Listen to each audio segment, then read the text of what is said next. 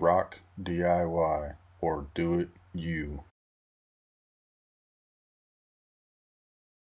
This is every tool that you would possibly need to do the installation of the Aquasan whole house water filter system. If you're going to use PEX tubing, then you will need the PEX crimp ring tool, and this one works on 3/8 to 1 inch crimp rings. And whether you use PEX tubing or PVC, you can use this in order to cut your PVC or PEX tubing. A Gerber or Leatherman is just handy because it has multiple tools on it that you can use.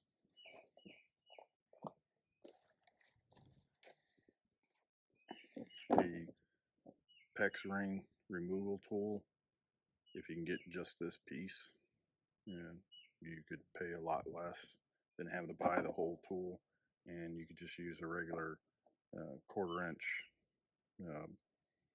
breaker bar or a ratchet on this piece. So I think it's $25 for the entire thing if you buy it. But what you'll need it for is if you have an issue with one of your crimp rings, this tool is used to put on the nub, twist it off so that you can do a repair or put a new PEX ring on it.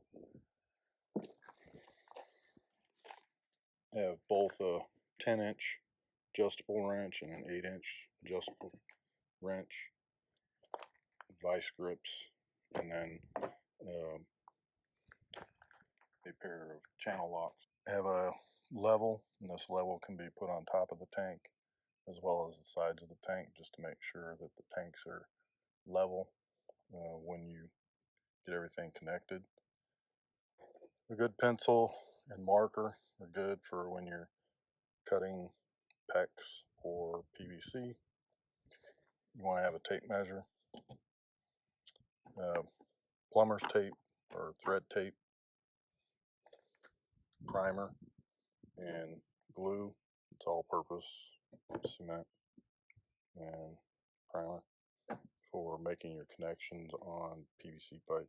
It's always good to have a bunch of rags on hand, and for safety reasons, have some eye protection and gloves.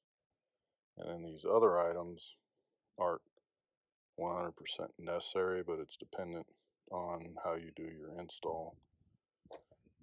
So I have a rubber mallet, and the rubber mallet and the vice grips are good for removing the boot from either the salt-free water conditioner or the Rhino whole house filter. And what you do is you crimp this on the bottom of the boot and then use the rubber mallet, and it will take the boot right off. If you do have copper pipe involved in your installation, then you'll need these items: propane, solder, flux paste, flux application brush, pipe cleaner, and I have a welder's glove. Not 100% necessary, but it's easier to deal with copper pipe when you're soldering it to handle it. If you have a grounding wire that needs to be installed, it's good to have some cutters. If you have PVC pipe involved in your installation, it's good to have a threader. Not 100% necessary, because you can cut PVC pipe and then put couplers, elbows with glue on them. If you have to shut the power out for whatever reason, such as in my case having to move 2 different circuit breaker boxes, one for the well pump and one for the water heater, it's good to have a portable light with an extension cord so that you can plug it into a different room and run the light into where you're working. And for one of the things that you'll find out is that all the filters and the filters that have brackets, they aren't set all at the same depth from wall, the salt-free water conditioner and the whole house water filter sit the furthest from the wall, but the brackets on the pre-filter, the post-filter, and the UV filter all sit at different distances from the wall with the brackets on. So in the case of the pre and post filter, you'll have to have some 2x4s that are 4 inches wide, well, at least 4 inches wide and 1 3/4 thick, because that's how far the bracket sits off the wall.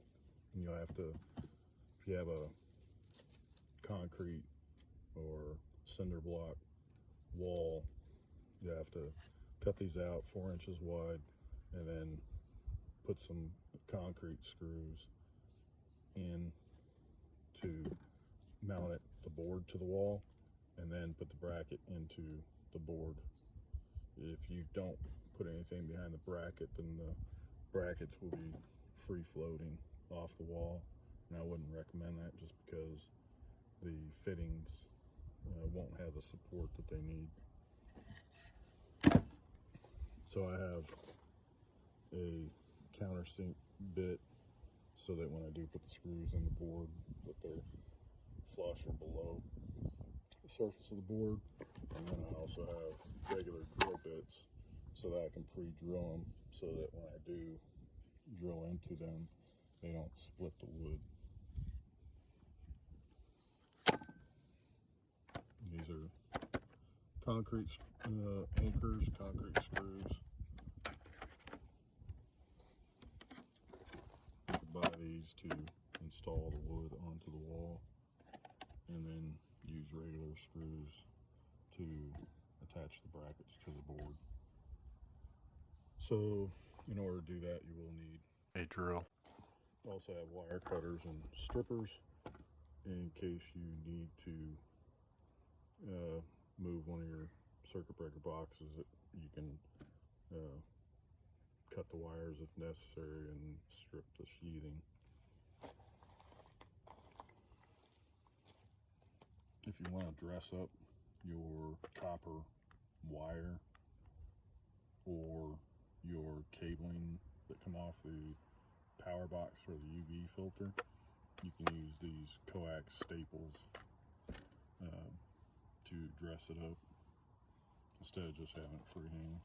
And then as far as your PVC and pecs pipes that run along the wall, you can purchase these.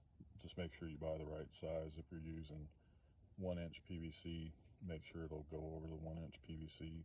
If you're buying pecs, make sure it's whatever size you get. In my case, it was 3/4, so you want to buy these so that they go over 3/4 pecs. A nail punch is good to have, especially if you're going to apply these coax staples on your grounding wire or your power wires, because these nails are so short.